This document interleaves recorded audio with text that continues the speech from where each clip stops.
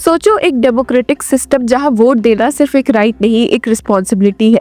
पर अगर voters list ही accurate ना हो, इनकम्प्लीट हो या अनफेयरली रिवाइज हो रही हो, तो इलेक्शन का रिजल्ट कितना लेजिटिमेट होगा।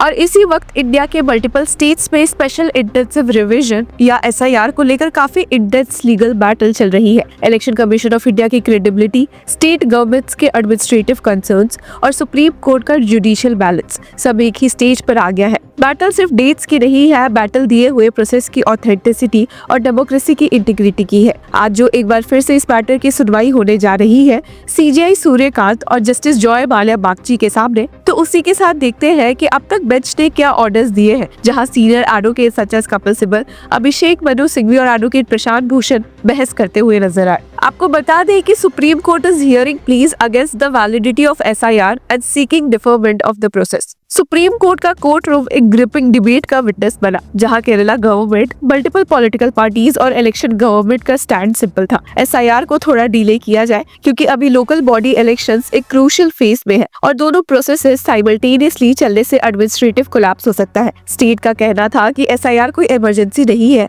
इलेक्शंस अभी प्रायोरिटी है। अब इस केस का सेंट्रल आर्गुमेंट केरला गवर्नमेंट का ये था कि SIR और लोकल इलेक्शंस पैरेलल चलने से एडमिनिस्ट्रेटिव स्ट्रेन डेंजरस होगा। स्टेट का सबमिशन था कि BLOs, booth level officers, already elections के वर्कलोड में एंगेज्ड है और इसी वक्त SIR पुश करना इम्प्रैक्टिकल, अनरियलिस्टिक एंड अनफेयर है। गवर्नमेंट का कहना था कि SIR पोस्टपोन करने से कोई लॉस नहीं होगा। शॉकिंगली हियरिंग इंटेंस हो गई जब इलेक्शन कमीशन ऑफ इंडिया की तरफ से मौजूद सीनियर एडवोकेट राकेश द्विवेदी ने सुप्रीम कोर्ट को बताया कि पॉलिटिकल पार्टीज SIR को लेकर लोगों में स्कैर क्रिएट कर रही है। जो इलेक्टोरल रोल्स की special intensive revision Bihar, Kerala, Tamil Nadu और वेस्ट बंगाल में चल रही है, उसको अननेसेसरली कंट्रोवर्सी बनाया जा रहा है। हालांकि यहाँ पर बेंच ने एक इंटरेस्टिंग पॉइंट उठाया कि despite media uproar and political flames, Bihar में मास डिलीशन का जो बड़ा फियर क्रिएट हुआ था वो ग्राउंड रियलिटी से मैच नहीं करता। बेंच ने ऑब्जर्व किया कि we experienced a strange thing in Bihar. We kept on directing, sent our paralegal volunteers.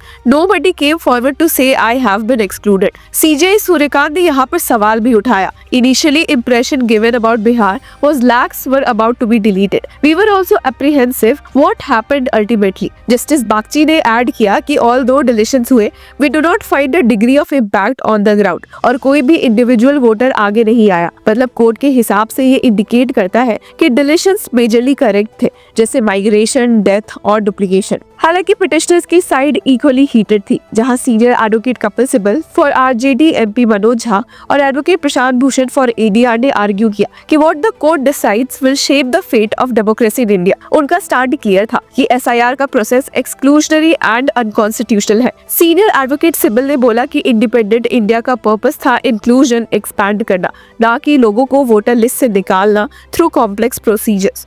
उन्होंने पॉइंट रेज किया कि इनमरेशन फॉर्म्स फिल करना वोटर्स के लिए बर्डन है, स्पेशली रूरल और इलिटरेट पॉपुलेशन के लिए जो डॉक्यूमेंटेशन मैनेज नहीं कर पाएंगे। सीनियर एडवोकेट सिब्बल के वर्ड्स में how can millions produce certificates. अब उनका एलिगेशन था BLS को पावर दी जा रही है टू सस्पेक्ट सिटीजनशिप, जो उनके हिसाब से अनकॉन्स्टिट्यूशनल एंड डेंजरस है। पिटिशनर्स ने क्लेम किया कि कई लोग जिन्हें डेड मार्क किया गया है वो एक्चुअली अलाइव निकले, इंडिकेटिंग फॉल्टी डेटा। अब कोर्ट ने रिस्पॉन्ड किया कि ECI के पास section 21 subsection 3 of the representation of the people act 1950 के अंदर SIR कंडक्ट करने का पावर है। Justice Bagchi clarified BLOs are not deciding citizenship, जैसे डेट और प्लेस ऑफ बर्थ देख रहे हैं। बेंच ने याद दिलाया कि कोर्ट ने ही आधार को एक्सेप्टेबल डॉक्यूमेंट इंक्लूड करने को कहा था ताकि प्रोसेस सिंपलर हो। सीनियर एडवोकेट सिब्बल का स्टैंड था कि पावर का मिसयूज नहीं होना चाहिए। उन्होंने आर्ग्यू किया कि अपील मैकेनिज्म वीक है और कोई प्रूफ नहीं कि वोटर्स को प्रॉपर नोटिस इशू हुआ हो। उन्होंने असम का एग्जाम्पल दिया जहां इनमरेशन फॉर्म की रिक्वायरमेंट नहीं है।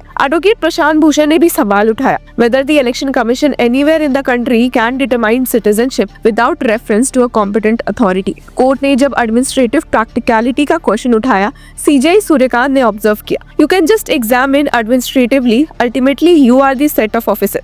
इस पर सीनियर एडवोकेट राकेश द्विवेदी ने क्लैरिफाई भी किया कि no, Different set of peoples are allocated for SIR and local body elections. We have also told the state election commissioner that it is necessary to take somebody from those allocated to us. You do so. और जब CJ Suryakant ने कहा कि it is a matter of few days only, तो इस पर senior advocate Rakesh Dwivedi immediately respond करते हुए कह रहे थे, In any case, it's almost over. अब एक्सचेंज एक चीज क्लियर करता है कि ECI का स्टैंड ये है कि पोस्टपोन करना पॉइंटलेस है क्योंकि काम ऑलरेडी नियर कंप्लीशन है, और अगर अब डिले किया गया तो पब्लिक को लग सकता है कि रिवीजन इंटेंशनली डिले हो रही है, जिससे ट्रांसपेरेंसी एंड क्रेडिबिलिटी डिस्टर्ब होगी। अब व्यूअर्स, बात ऐसी है कि पूरा इशू केरला, तमिलनाडु या वेस्ट बंगाल तक बिल्कुल भी लिमिटेड नहीं है। एक्चुअली SIR पे नेशन वाइड चैलेंज हो रहा है। Supreme court has been hearing several petitions challenging the conduct of special intensive revisions of electoral rolls in various state. Tamil Nadu में DMK और CPIM का एलिगेशन है कि SIR एक अननेसेसरी सेकंड रिवीजन है क्योंकि अक्टूबर 2024 से जनवरी 2025 के बीच ऑलरेडी स्पेशल समरी रिवीजन हो चुकी थी। पिटिशन का मोस्ट कंट्रोवर्शियल पॉइंट यही था कि ECI has claimed the power to assess the citizenship of individuals, जो पिटिशनर्स के कहने पर यूनियन गवर्नमेंट की एक्सक्लूसिव पावर है अंडर सिटीजनशिप एक्ट 1955। पिटिशनर्स ने वार्न किया कि SIR इफेक्टिवली ECI को बना देता है a de facto national register of citizens. दूसरी तरफ AIADMK ने कोर्ट में एप्लीकेशन फाइल करके SIR का सपोर्ट किया, calling it essential against voter fraud. Background में बिहार का SIR केस भी इक्वली क्योटिक रहा। ECI ने पहला SIR जून 2025 में बिहार में इनिशिएट किया था और मल्टीपल पिटिशंस फाइल हुई aliasing large scale exclusion and irregularities. Supreme court ने मल्टीपल डायरेक्शंस पास की, इंक्लूडिंग अलाउिंग आधार एज सपोर्टिंग प्रूफ और directing publication of excluded voter list. ECI ने सबमिट किया कि फाइनल लिस्ट पब्लिश करने की प्रोसेस चल रही है, और जब सुप्रीम कोर्ट ने स्टे रिफ्यूज किया तो बिहार SIR कंप्लीट हो गया और इलेक्शन 6 और 11 नवंबर को कंडक्ट हो गए। एक हियरिंग में सुप्रीम कोर्ट ने वेस्ट बंगाल मैटर में एक पावरफुल रिमार्क भी पास किया था। So what if you make out a case, then we can direct them to extend the date.